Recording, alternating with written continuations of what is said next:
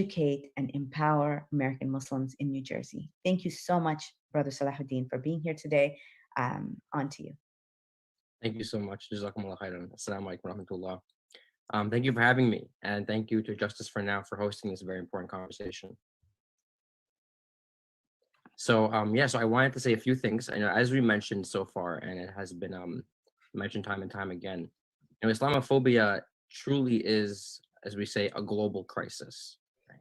It's a global crisis that has taken over many parts of the world, and what we see nowadays is that the Hindutva movement has contributed significantly to this global crisis.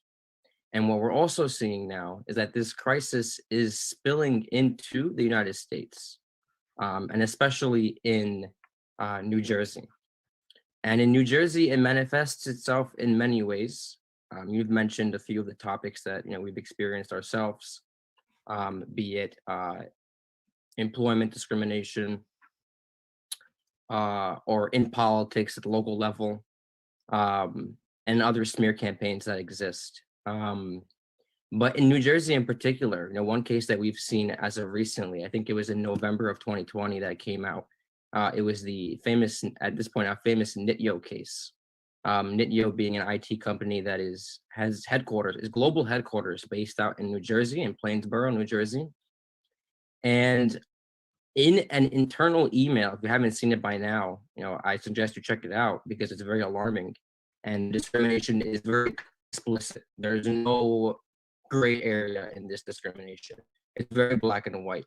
In their email, in an internal email sent out by a recruiter, they state explicitly, please do not submit Muslim candidates for the below position. And then they go on to list a couple positions for IT workers.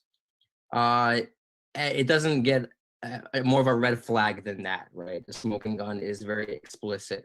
So we began to investigate, and we began communicating with Nityo, and we began communicating with the Attorney General's Office of New Jersey and other government agencies as we began investigating the company.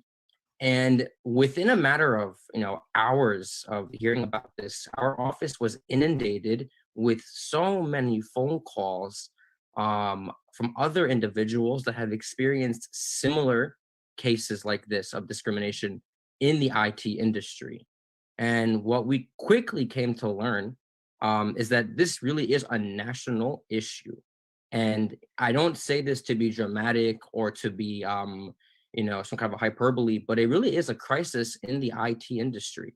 Care chapters across the nation, specifically in Chicago, in San Diego, in Boston, and again, New Jersey as well, we're getting calls that, again, reiterating stories of where people were facing firsthand discrimination from, management that was Hindutva sympathizers, discrimination against Muslim employees. And I think the sister mentioned it herself, and others mentioned it as well. This discrimination does not just stop with Muslims. We also have heard stories of African Americans being discriminated against. And of course, as we know from the very famous case in California, which I'll leave for the brother to speak about, lower class Indians being discriminated against as well. So yes, Muslims, have plenty of stories to share, especially in the IT industry. But of course, workplace discrimination is an issue, but it doesn't really end there. There are other issues in New Jersey that our office has seen in the very recent past, where the Hindutva ideology has also spilled into local politics. And, we have had smear campaigns of Muslim candidates that were running for Board of Education, for example, being called a radical by the competing candidate that was a Hindutva supporter. In one case, we had a Muslim community member giving a speech about Kashmir. And in his speech, he used, the very common, Muslim phrase of jihad, but he used it in a very appropriate way, in a way that does not, signify or call for violence. But it was taken out of context. And it was used against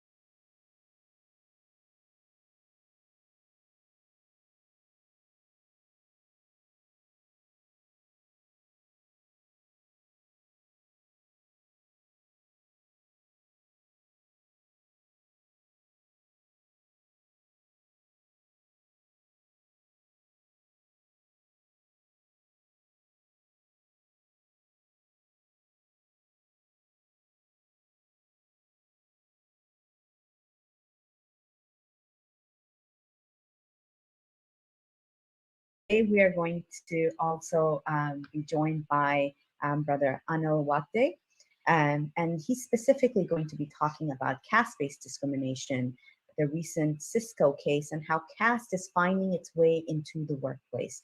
Anil is with Ambedkar International Center, and he has studied caste-based discrimination at various workplaces in India as well as the United States. He has appeared in many webinars and routinely teaches people the dynamics of caste discrimination.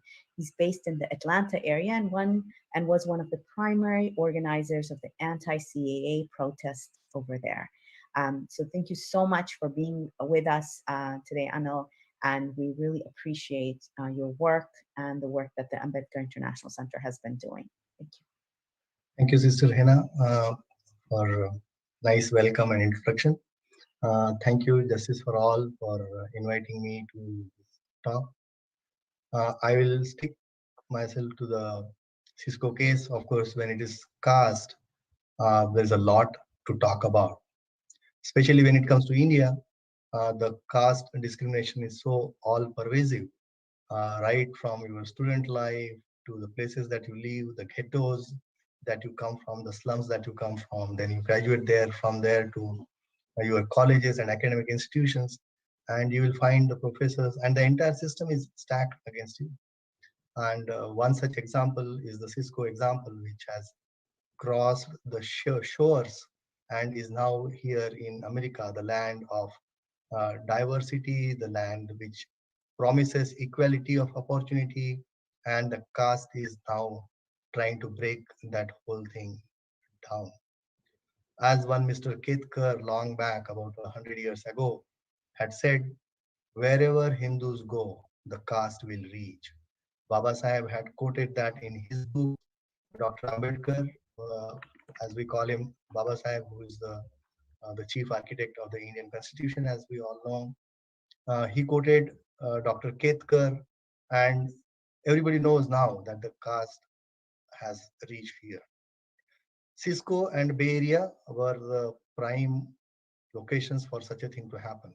Why that so? The lot of IT workers with Indian background are congregating in the Bay Area. The population of Indians, the Hindus, is way higher for the caste now, the caste groups to form. We have had, since the Cisco case came to light, Ambedkar International Center has conducted various forums wherein we have invited various reporters, news agencies, reporters from Washington Post, New York Times, conducted the stories wherein people will come and tell their stories. And people have narrated the stories, how things will happen, how things are happening in Cisco. People will tap onto your shoulder to find whether you are having a thread, whether you are a Brahmin. They will ask you questions as to why you were not there in the nearby temple over the weekend. Why do you eat non-veg? Which gods do you pray? All of these questions are typically to find which caste you belong to, and therefore then you discriminate. Some of these things that I narrated have happened with some of my friends, people who have come to those seminars and told these stories, and reporters have written about. The academic discrimination which happens in IITs, both the perpetrators and the victim are from IIT Bombay. It is so prevalent there in IITs that at one point in time, your roll numbers, so your roll calls will be in the rank of JEE, the Joint Entrance Examination, and the scheduled caste and scheduled tribes who will be on the lower ranking, their names will be called out later. It's very rampant on the campuses to ask, what is your JEE rank? Those questions are primarily to find out whether you are coming from a category. If you go to North India for studies, like I'm from Nagpur but studied in REC Allahabad, they will ask you, Wagde kya hote hain? Pardon me for using this Hindi. And for at least a year, I didn't know what that question meant. What that question meant was, what is your caste? You are given lower sessionals, the sessional or practical marks in the exam is a norm. It is even pervasive in UPSC, the IAS exams. the scheduled caste category people on an average will score way higher in the written test, but will get way lower uh, than the average in the interviews, and therefore the overall rank will be lower. So those kind of things. Coming back to again the Cisco case.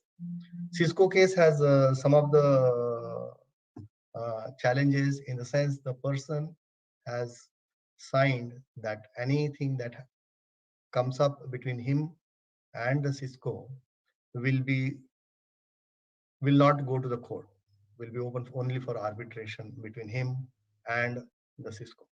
So current hearing is on that matter. However, there are a lot of positives, in the sense the California DFEH, the Department for Equality in Employment and Housing, has taken the case on its own. So in that sense, the agreement between the Cisco, the employee, the victim, and the Cisco itself is immaterial, because here the government has taken it up as a matter of lack of equality, lack of or discrimination, uh, and is fighting it out. Uh, we are trying to reach out to the lawyers. We are engaging the lawyers to file the amicus brief, wherein, as Brother Salaedin said, that when you came out with the Nityo case and you filed the case, or you protested, you were flooded with the phone calls. We also want the Cisco case to become such a lightning rod for all such caste discrimination cases to come out, people to reach out to us. That's the prime motive on filing the amicus brief. At the same time, uh, informing, educating the jurors that be tomorrow. And if we are made the party to the case, we would like to fight this case. Some of these discriminations are so rampant that people are asked the caste. Here in US, people are asked the caste during the interview. The most of the recruitment happens through referrals. When it happens through referrals, you tend to refer your caste people again. People are so proud of their caste. I was talking in a tech workers seminar one of these days, and one of the American girl said, "Oh, I know all of those people are from our Brahmin." And the other panelist or the member said, "How do you know? Caste is not supposed to be told." She said, "No, they are so proud of their caste that they talk about, oh, we are Brahmins, we are this, we are that." That pride on one hand may be a good thing, but that also leads to a huge discrimination on the other. The biases there, therefore, take the entire section of the society. So the number of people that we see from India here are belonging to only top 10% of the Indian population. It is, while many of the Americans think that this is what the Indians are like, it is not true. The Indian population that we see here represents only the top 10%, and that those Hindutva forces is what is represented very, very heavily into this.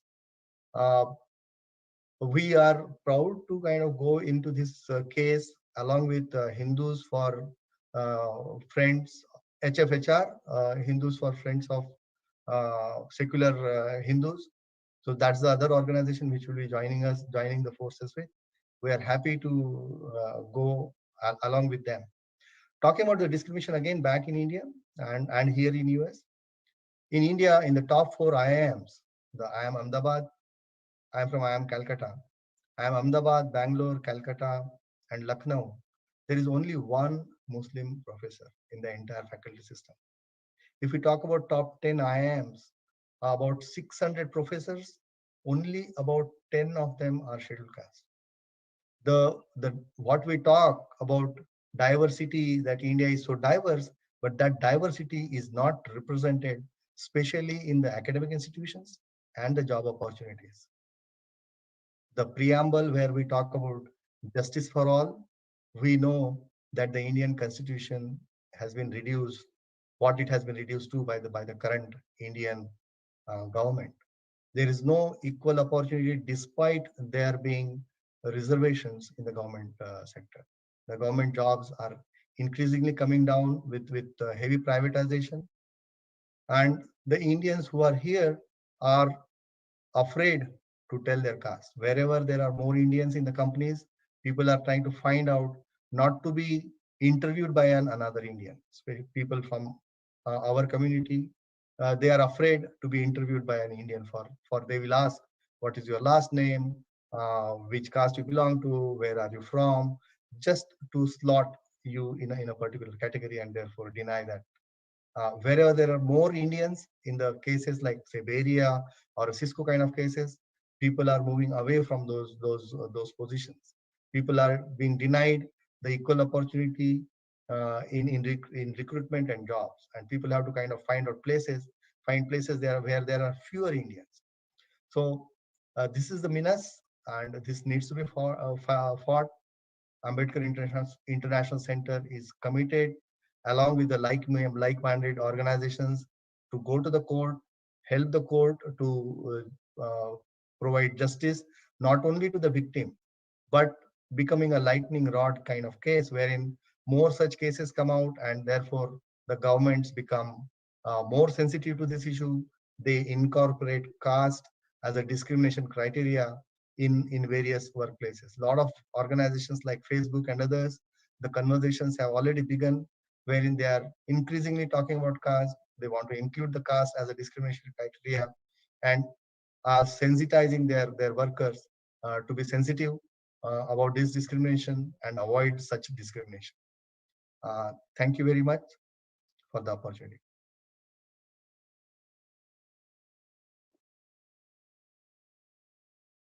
Thank you so much for that presentation. We're going to be opening it up to questions and comments from the audience. But before that, I have a few questions that I'd like to ask our panelists. So one of the things that I wanted to ask you, Brother Anil, is that how does caste dynamics leap halfway across the world to gain a foothold in the United States? The people who are being accused of discriminating by caste are sometimes second or even third generation Indian Americans. Some of them who have never ever even been to India themselves. So how are these dynamics being played out now here with Indians of Americans of Indian descent? Where are they learning this from? And so if you could talk about that influence, I'd really appreciate it. Yeah. So I have been reading some of the articles, and when people move away from India, they want to kind of hold on to the India more and more. And the one way to do that is go into the religion way too much. So people who were atheist back in India, were secular back in India, they were open-minded. They become very parochial when they come to here. When they kind of go under the religion, they start practicing religion because that's their way of connecting back to India. And that's what they teach their children about. These are our traditions. This is how the things are. And the caste is so integrated into the whole scheme of things when it comes to Hinduism that the religion, the caste just cannot be separated. That is when Dr. Ambedkar he didn't want to leave Hinduism. He wanted to be part of Hinduism as long as Hinduism takes those reforms. But he was denied that opportunity. So ultimately he had to leave. He tried his best to separate or to rid Hinduism of its evils, but he was unsuccessful. And those evils, the caste and the religion, just go in hand. In fact, the HAF, another right-wing organization, has filed or was trying to file amicus brief in the court case, stating this case is showing Hindus in a bad light, and this is actually religious, the separation of religion and state. So this case, this state, the government is following this case on a religion. It's violating their religious freedom.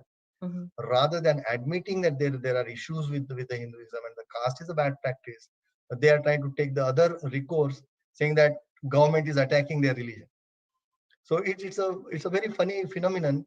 When people are secular, open-minded back in India, when they come here in US, they become more parochial, more religious, more discriminatory. They want to marry within their caste even more so, so as to say preserve their purity of blood. Everybody is originated from Africa. All of us originated from Africa, migrated to Europe, migrated to Asia, went all the way to Australia. If we do our blood analysis or genetic studies, we'll find our genome comprising of we do not know which all places we have stayed. But this purity of blood, for that matter, even Kamala Harris's mother, our vice president's mother, had said, that for thousands of years they have married in the same caste. So yeah, I hope some of that explains. No, thank you so much. And just the numbers speak for itself that 52% of Dalits worry about being outed as a lower caste person here in the United States. And then just to bring another layer of nuance to this is that in India alone, the majority of skilled worker visa in the United States is allotted, to foreign national. India is one of the top countries on that list, and it accounts for the highest numbers of undocumented Asians, and is one of the top countries where new immigrants hail from. And with the visas opening up again, and if you would like to talk about that, what are some of your thoughts of the future of workplace discrimination?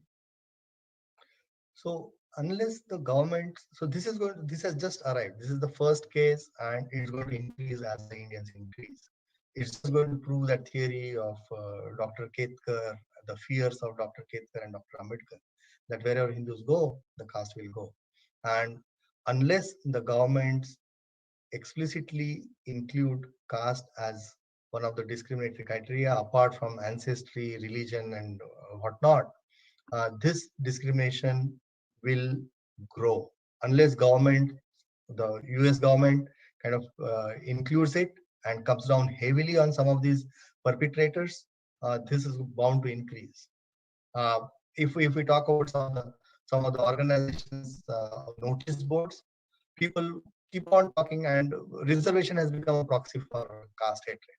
So they will attack reservation, which, like I said, it's a proxy for caste, and go on abusing, saying that these and caste is a slur will be posted on various notice boards within the organization. So unless the organizations change their policies, be sensitive about it, sensitize the employees, make it legal, the Cisco case should have been settled within the organization. But organization refused to take note. They didn't really understand what the caste is, and finally the case ended up there in the court. So organizations have to be very, very sensitive. They have to sensitize the employees. They have to amend their policies to include caste discrimination as one of the caste discrimination criteria. The governments have to either legislate, or the courts have to rule. Uh, Going through courts might be an easier option, because legislation is a very tedious and a very, very long drawn process. So some of those things could help in stemming the rot that is likely to start. My next question is for Brother Salaedin, since as Brother Anil was saying as well, that most Americans don't understand caste dynamics, and it's hard for people to speak up about it, even if they're observing it, or bring context to it. And then it's hard for people to bring discrimination cases to court.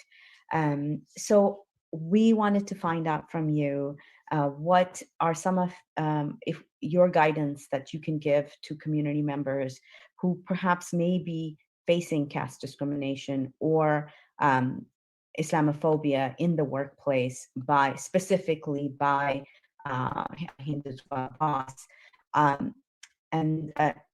So that's part one of my question. Part two of the question is, what is the plan being followed for the Nityo case? And are there any information on how it has been seen by other Indian IT business houses? So if you could answer those two questions. I think Brother Anil and others mentioned it earlier, and one thing that we've seen reoccurring over and over again, when we hear these stories of individuals that share their experiences and recount explicit incidents of discrimination, we often ask them, are you prepared for a lawsuit, or would you like to move forward with action? And a lot of times what we're seeing is the question is always asked, well, I'm afraid to move forward, I'm afraid to take action because I'm afraid for my family overseas, and they're afraid for the retaliation that they might face, whether it be here or again their families overseas in India. And to me, this was very surprising to hear that this was reoccurring almost over and over again. And whenever you would find a case where you would think this is one that we should pursue and take action in the courts, it would be the case that individuals were too afraid to come forward. As a matter of fact, the Nityo case itself, the individual that shared the screenshot of the email was requesting anonymity because they were afraid to come forward. So it was even difficult to connect with that individual. We had to speak with a friend of theirs. So it has proven to be a very difficult hurdle to get over, and a very understandable one, but making the issue all that much more alarming. So this is one thing that we're addressing, and we welcome all types of intakes, right? So whether you're calling our New Jersey office or other care offices, we ask that you please call our office and you share your story with us, and we'll work closely with you to see what we can do. If we can't take your case for whatever reason, and we often are able to connect you with either the state and its agencies. The Division of Civil Rights is one particular department that can also work with people as well. As of right now, for the Nityo case, when it first happened, we asked for Nityo to issue a investigation conducted by a third party. That's one demand we asked for. The second demand is proof of suspension, or not suspension, sorry, the suspension, to be that the individual was fired, the recruiter, documented proof. And then we also asked for a diversity audit, what we call a diversity, equity, and inclusion audit. We asked for this to be conducted by a third party as well. And this would reveal kind of the makeup of the company, who they hire, who is working in their highest positions, and who are they rejecting in the application process. It's very difficult to conduct these things, which is why we asked for a third party to do it. At first, Nityo was cooperative, but now it seems as if they've kind of shied away, and they thought that they would be able to get away with it. But from what we're seeing now is the New Jersey Attorney General's office is taking the case very seriously. So they have launched an investigation into it, and we are keeping in communication with the Attorney General's office along with Nityo, and we are communicating weekly to make sure that the investigation is going well, and we continue to provide them with various leads. So we often get various phone calls and information and tidbits about the case itself and other cases similar to it that can contribute to the overall investigation. So we are, again, communicating with these agencies and providing any various evidence that might, play into a potential lawsuit. But yes, it's ongoing. And I mean, I would encourage everyone to just at least call our office so that we can discuss with you your case, and that we can learn more about, the various factors that are coming into play. And, when we learn more about the case and when we've discussed it with the attorneys and the national office, then we can present to you various options.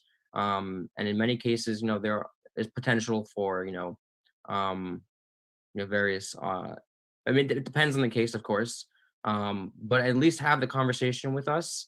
And then we would present to you various options, and then we can decide to move forward if that's what you wish for. But please don't be hesitant to, call. It's very important that we stand up and take action, whether it be in the courts or against legislation or otherwise. But yeah. Thank you so much for answering that question. I do want to, and this is someone has brought this up in the chat, and this was one of my questions as well, and I would like Anil perhaps to answer this. when we talk about caste, what are we talking about? Because Hindu American Foundation often has a rebuttal to this, that this is a South Asian problem. Muslims have a caste system too. Other communities have a caste system as well. And this is a South Asian problem, and this is not specifically a Hindu or Hindutva problem. And someone else also has brought in, this is really nice to talk about all of this, but we are not talking about the root of the evil cause, RSS. And in our past sessions, we have talked very deeply about RSS, so that's why we didn't go into so much of it. We're assuming people know what RSS is, what their connections to HSS here is, and the other organization, VHP, as well as other organizations that run in the United States. There's so many, and there's so many different names that it's hard to pinpoint exact networks and what they're. So Anil, if you could clarify that for us. And I would like to say to the comment that whoever, brother, I think Sheikh Ali has made, that that any casteist values embedded in Muslim communities, this is discrimination and extremely prohibited in Islam. We cannot deny that Muslims from South Asia practices and oppose caste-based differentiation and supremacy between others. And this is, this is something that I know I didn't hear growing up, but I have heard since I've come to the United States, which is very problematic, is people will say weird, like say things like, oh, are you Rajput? Or are you, just some of these things that they'll bring up, and I've never really heard them before, but I did hear them once I came to the United States, which is very surprising for me. So if you could talk about that, Anil. Yeah, sure. So the caste is sanctioned in the religious text of Hinduism like no other religion. So it is essentially a Hindu problem, a India problem, now spreading over to, as they call it, South Asia problem. They also want to make it a global problem so that they can say, oh, it's a global problem. But where did it originate? It is originating in their religious text, sanctioned through their religious text, wherein they say the Brahmin is born out of the mouth of Brahma, and then the Kshatriya is born through the shoulder, and then and so on. All of this is in their religious text. If we talk about some of their other religious texts, wherein they talk about how the punishments should be meted out, they say if a scheduled caste person were to, or Shudra as they call it, so the caste has those 4 varnas as they call, Brahman, Kshatriya, Vaishya, and Shudra. And the untouchables, the scheduled caste and the scheduled tribes, are actually out of those 4 varnas. So they are not even Hindus by their own definition. Now there is a big grand project of calling everybody as a Hindu back in India through this is the RSS project. However, India has been a kind of so much divided that there is no founder of Hindu religion and so on, right? So let's leave that aside. But all of this is in a religious sanction, wherein they talk about if a Shudra were to hear the verses, the Sanskrit, then lead should be poured into his ears. Those kind of things. If the Shudra were to utter a Sanskrit sentences or verses, his tongue should be chopped off. If the Brahmin does something to a Shudra woman, there is nothing needs to be done. But if Shudra were to have a sex with a Brahmin woman, he should be killed. So all of this is there in the religious text, which is what is being spread from Hinduism to across India through their Hindutva project and to the South Asia. And now they want to make it a global problem by bringing it to US. So tomorrow, maybe 100 years from now, once this poison spreads here in US, they will say, oh, caste is a global problem. So they always want to, there have always been attempts to kind of wash their hands off rather than owning the problem and resolving it, cleaning it up. They do not want to do that. They want to perpetuate the advantages that they have through the caste system. Like we talked about academic sector, the way whole caste system was that the only Brahmins could study, others could not even read or write. So when you talk about academia today, or when the British came, they were the first one to learn English. And today, entire academia is the preserve of the Brahmin and few other castes, the top 10%. The others, like I was talking about, there is only one Muslim professor in those top 4 IIMs. There are only 10 scheduled castes. So they want to perpetuate this caste divide, keep the goodies, so to say, for themselves. So there are a lot of advantages for them.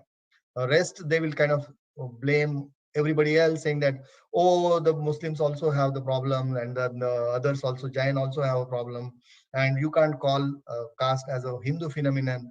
You are entrenching on our religious freedom. That is what HAF stand is. This is all bullshit stand, if you ask.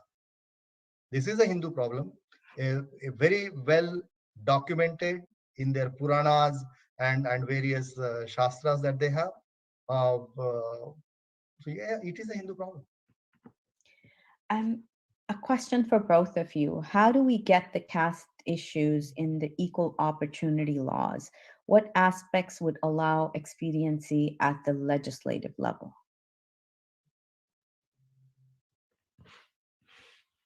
Salaedin, if you'd like to answer that first.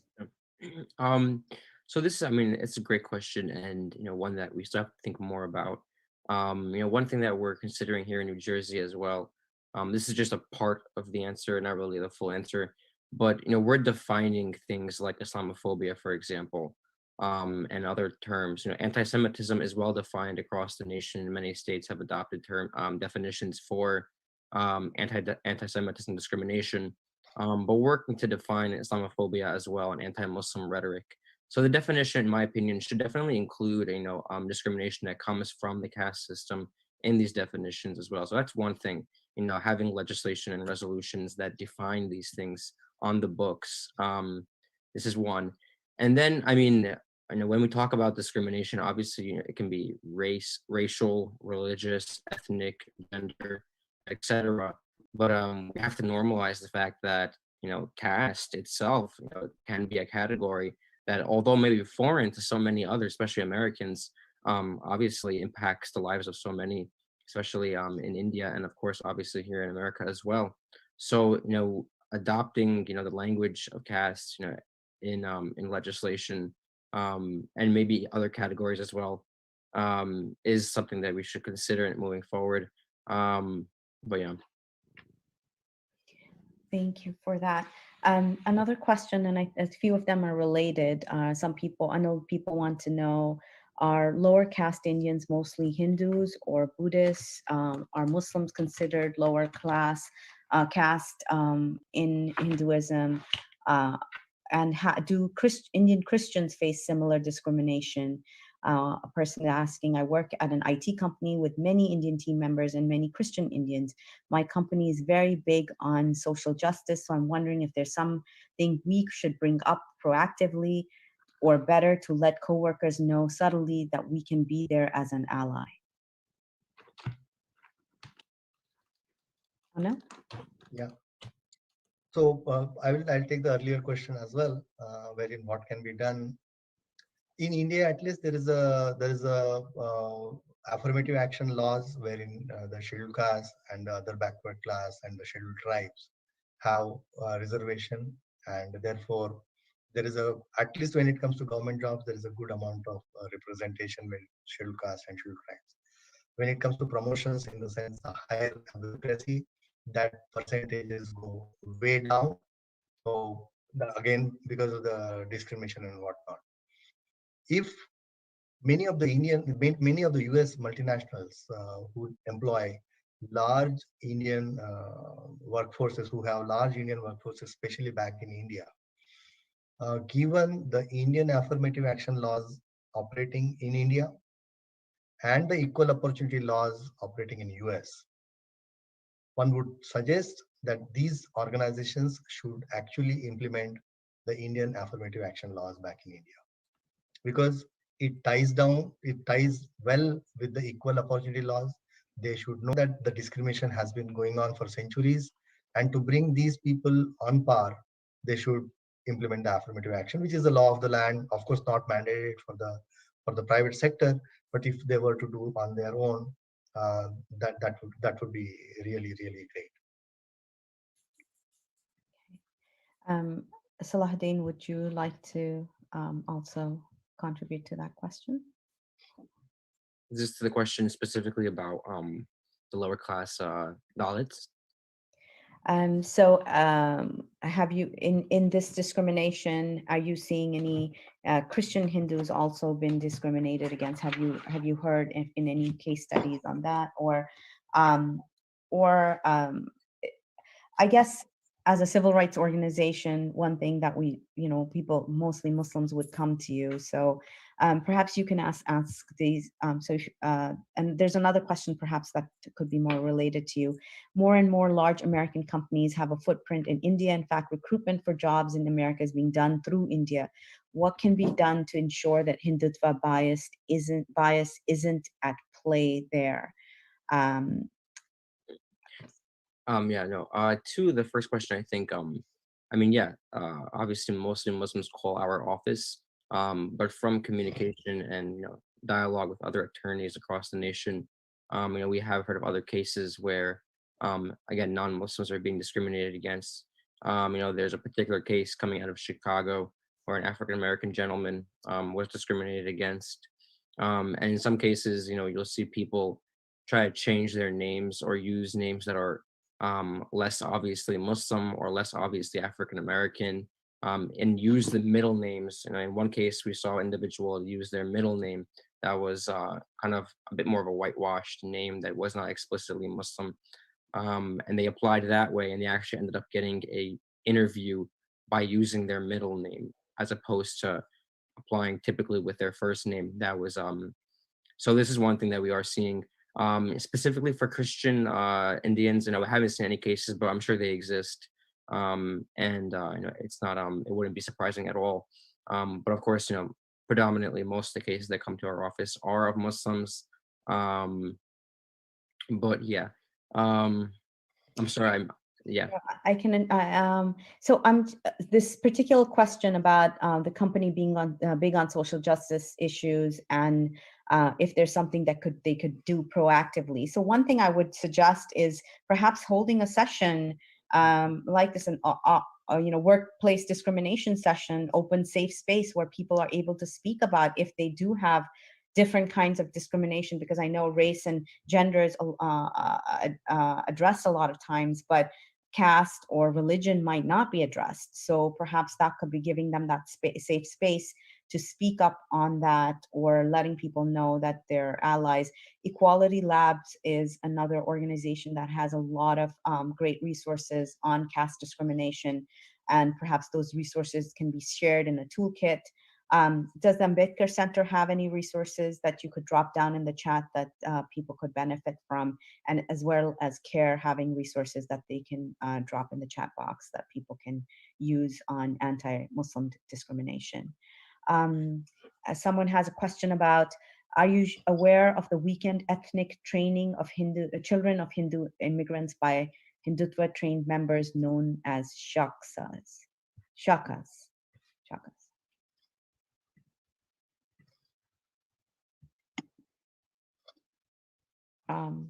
Anil, if you could answer that, the role of shakas in spreading this ideology here in the United States.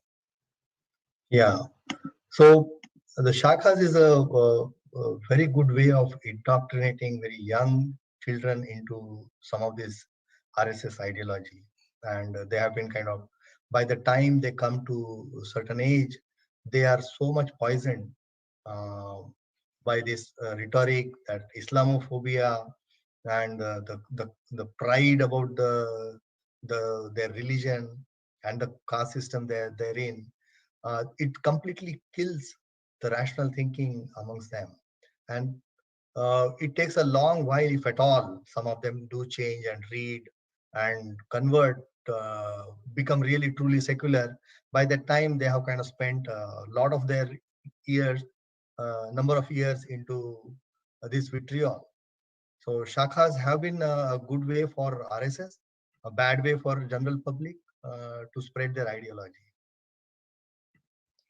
And thank you. We did have a question in the audience by our chair that could CARE take Dalit cases, and Salaedin has replied that yes, they take cases from non-Muslims, and they will certainly be open to taking Dalit cases. So I hope Anil and Salaedin can liaise afterwards to all, so the Muslim community can offer their solidarity in a solid way as having our civil rights organization be able to fight for your rights as well.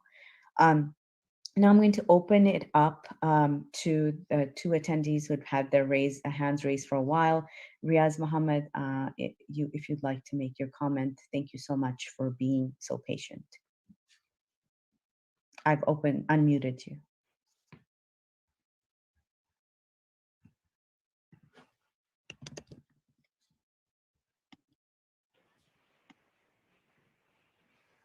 Brother Riaz, I think you'll have to unmute yourself.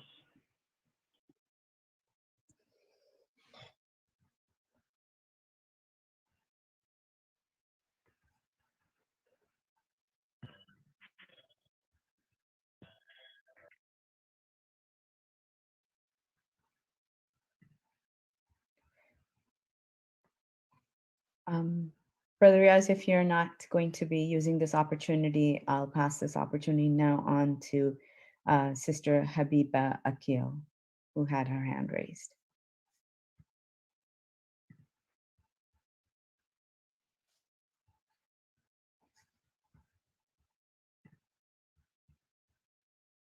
Sister Habiba, you're allowed to, you've been unmuted. Thank you. I just wanted to, first of all, thank you. Yes, but I just wanted to, first of all, thank all of you for really enlightening me with a lot of information. You may need to stop the recording. There is so much disturbance. Can we get out of this a little bit? Yeah. Let me start again, please. I think this is better. We'll give her a minute to turn off her, I believe she's watching it on Zoom. So if you could turn that off so we won't have that much echo, inshallah. So I believe I've gone through all the questions. If there's anybody else who'd like to ask a question and would like to be unmuted to ask their question, please go ahead and raise your hand and I will unmute you. While someone makes up their mind to ask a question, if there are any opportunities to talk on the caste matters in your organization, if you need any help to broach this subject, if you are able to set up some meetings with HR, we would be willing to come and talk about it, do a session, conduct a session. I have shared a link wherein Ambedkar International Center has a detailed PPT with references in that, wherein a lot of data, a lot of papers have been quoted. So you can share that as well as a resource. But any caste sensitization talk, if you want to, please let us know in your organization. Thank you.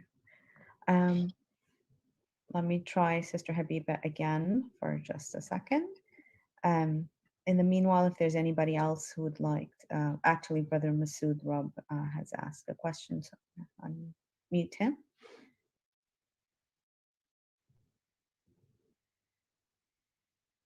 Brother Masood.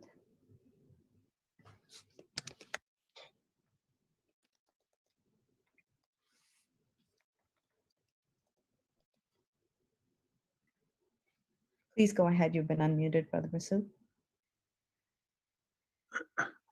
The question for Brother Anil is, are there any initiatives by Ambedkarites or Periyars to form some kind of coalition or coordination with other groups to start their activities or come out with some joint plans to counter the spread of Hindutva and RSS ideology in the United States? That was the question. Yeah, thank you. Thank you very much for the question.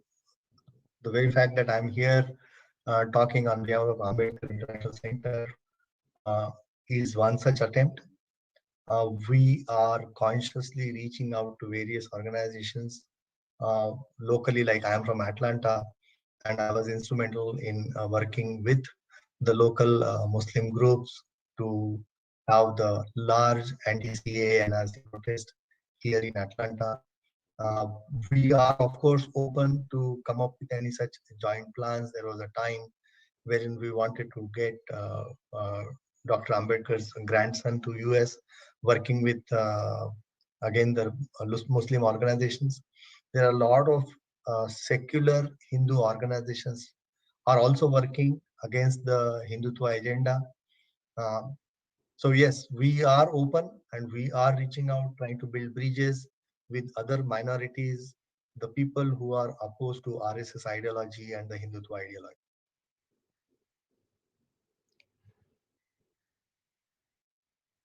Thank you so much for that, Brother Anil. Sister Shanza, please go ahead.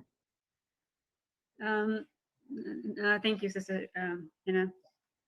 My question is for Brother Anil Wagde as well, and thank you for being here, and peace be with you all. My question is that as we're all kind of coming to that awareness that the caste system within the Hinduism, it's so real and it's so deeply ingrained within the religious paradigm, and now with the movement of Hindutva, like, how do you really see possibility? I know you mentioned that your efforts are one of those initiatives, you know, in collaborating with, you know, Muslim organizations and also like human rights and anti-discrimination sort of education and awareness in the US and North America.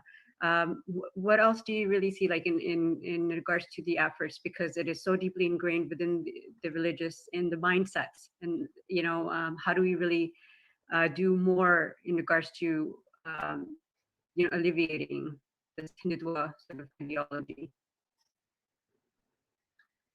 Yeah, that's a really a tough question.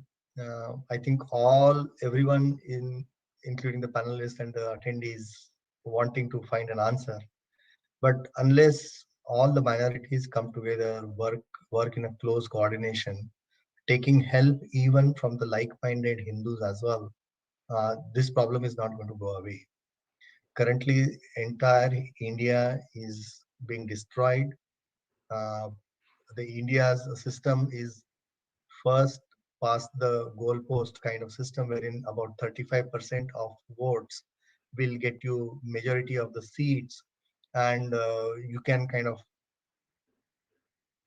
attract the extreme right-wing forces, get that 35%, and then the rule the way you are ruling or they are ruling. So India is on the path of destruction.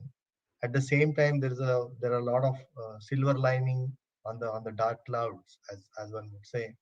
If we look at the way farmers have come together, the way Sikh people have come together, anti-CA protest have been an awakening call. All said and done, those laws are not being enacted because of the large worldwide protest. So while it's an autocratic government, at the same time they know that it's not easy the way they want to, kind of whatever they want to get, go ahead with. People, we have to unite.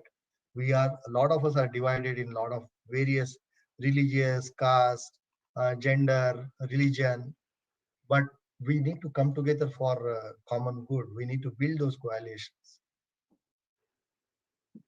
Thank you, Anil, for that answer. Umair Ali, I've unmuted you. Your hand was raised. Hi, good evening.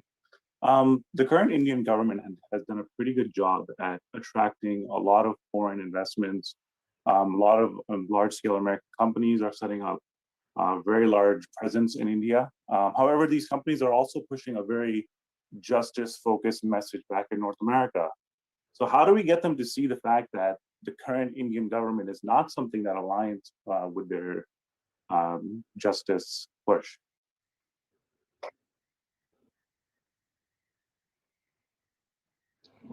Brother Zahir, would you like to answer that question? And Anil and Salaedin, please do feel free to chime in as well.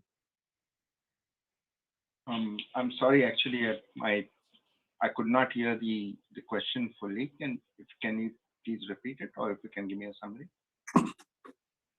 Hi, yeah. So I'm just saying that, you know, a lot of large American companies have set up a very large presence in India, and a lot of that has been done because the current Indian government has attracted a lot of foreign investment. However, these same companies are pushing a very justice-minded agenda here in North America. We can see with the Black Lives Matter movements earlier last year, and you know, and other movements that they have aligned themselves with. Yet they're continuously aligned. Yet they're also being attracted towards investments in India through this government that's, you know, turning out to, that's also pushing a very Hindutva message as well. So how do we get the message across to American companies that the current Indian government does not align with the views that you are showing in North America? That's actually an excellent question, and it is something that I have discussed with one of our supporters a few months ago. So one of the ways that we had thought about it is to look at the larger companies, and the company that we had talked with our supporter about was specifically Intel. And Intel has certain hiring practices in this country, as you correctly mentioned. What we were hoping to do is, at some point, we create an approach to these companies and tell them that, based on the demographics of the different religious, you know, the constitution in India, well, not the country's constitution, but the population's makeup, we need to use the same sort of proportions so that they would be able to show that they have been hiring on an equal basis in India. Now, of course, we cannot have it to the very close, but at least to some extent. And we were thinking that as we proceed with one company and a second company and a third company, the other companies would begin to understand, based on what would be reported on our approach to some of these companies. However, just to make it clear, we have not started that at this point, but it is something that we must, inshallah. Again, we are a small organization, and with the limited resources, we have to prioritize where we can go first and what we can do second. But Anil and Salaedin, if you want to add to that, please. Yeah. So the Cisco case, every such negative incident has some fallouts by way of, it had started a lot of conversations in various organizations. I am aware wherein this issue was discussed in Facebook as well, as to what can we do. Some of the challenges why this kind of dual bipolar disorder in these companies can be explained this way. The US workforce is really, really diverse, and they are open. Whereas when it comes to India, these same companies running the operations back in India, again, the workforce in India for these companies come from that minuscule 10%. So let it be Facebook, Intel, Microsoft, you name all. All of these workforce companies' workforce in India belongs to those sections.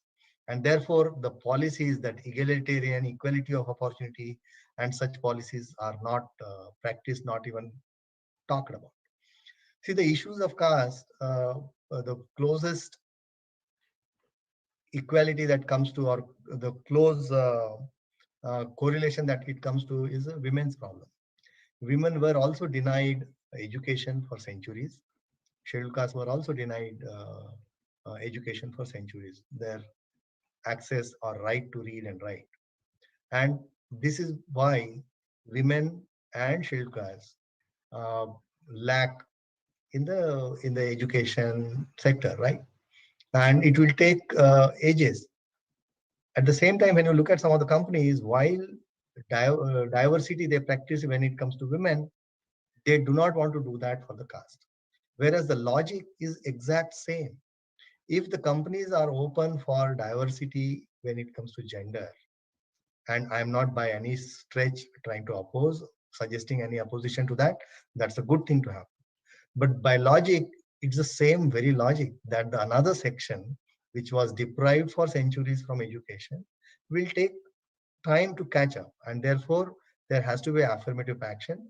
But when it comes to even Indian companies, all the so-called Indian multinationals, they do practice diversity when it comes to women, but when it comes to caste, they have not yet graduated. But if we are able to hold some of these discussions, a challenge, if we are able to kind of reach the right people in some of these companies, that would be a good way to go about.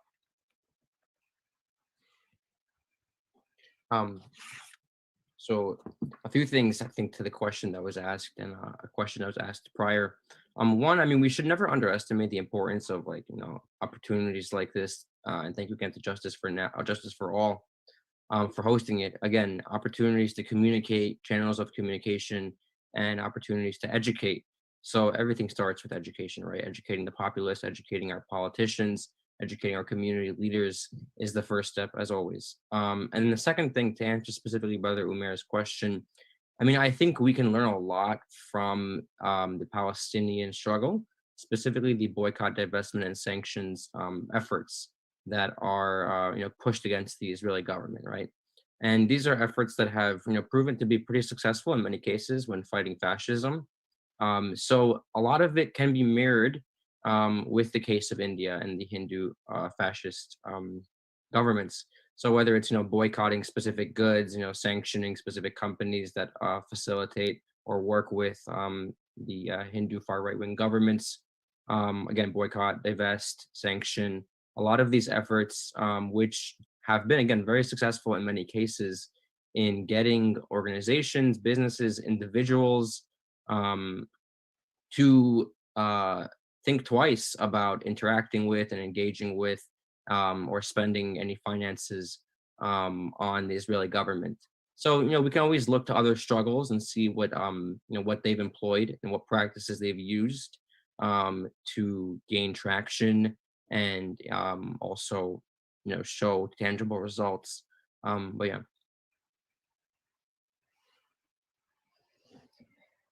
Thank you so much to all of you for being here and to our panelists for your wisdom and your work. This is a conversation that cannot end. Like just putting this series together, our team realized how little information there is out there, how scared people are to speak. People who have been discriminated against, people who are teaching this work or have studied the work, even American journalists who have reported on this work have been told by, and I can't name the organization, but we were in touch with two or three major journalists who have been told by their corporations, do not touch Hindutva RSS subject, because of the repercussions that it will have on our staff in India. Just let that sink in. Major publications, major media outlets who have written many articles that we might have posted on our chat have replied back and said they are not allowed. They've been told by their bosses, do not speak on this topic because of the repercussions on our staff in India. So imagine, and so our heart goes out to friends and family members who have families back home. This is a very real threat. This is not empty words. Anything that we say and do here does have direct impact on family members who are still in India. So so what we can do is amplify those voices that have been brave enough to speak up, that are here. And I feel like this is just the first rung of the ladder. We need to keep building up on this and have enough material out there. There's enough studies being done, but making it mainstream is what needs to happen next. Like, that is where our focus should be. We were just talking to a scholar from Canada, Sanober Umar. She's done her whole thesis, and there are many scholars who've done entire theses on Hindutva and RSS. But to get their work from the ivory towers of universities into the hands of mainstream corporations, senators, Congress people, this is the work that we need to consistently do. So thank you so much for attending. We will be having a follow-up webinars. One of the next ones is going to be on prisoners, prisoners of conscience, religious freedom prisoners, and political prisoners that are rotting in Indian jails right now. As many of you might know, that Justice for All has been doing this work for the past year. We've been filing cases of our prisoners with various agencies, and to get a focus on them. India had no prisoners listed when we know it had so many people are rotting in jails, both in mainland India and in Kashmir, because of the Indian government. So we'll be going over that, as well as the Charter of Human Rights and India. So those are the next two webinars that are going to be coming up. So please keep an eye out on that. We do encourage those of you who are in the United States to join us on Save India Advocacy Days. These are meetings that we set up with your congresspeople, your senators' offices, to talk about the CAA rulings, other discrimination that is currently happening. So please do join us in those. Sign up to volunteer. We really appreciate all of you being here. Please help amplify this work. Thank you so much.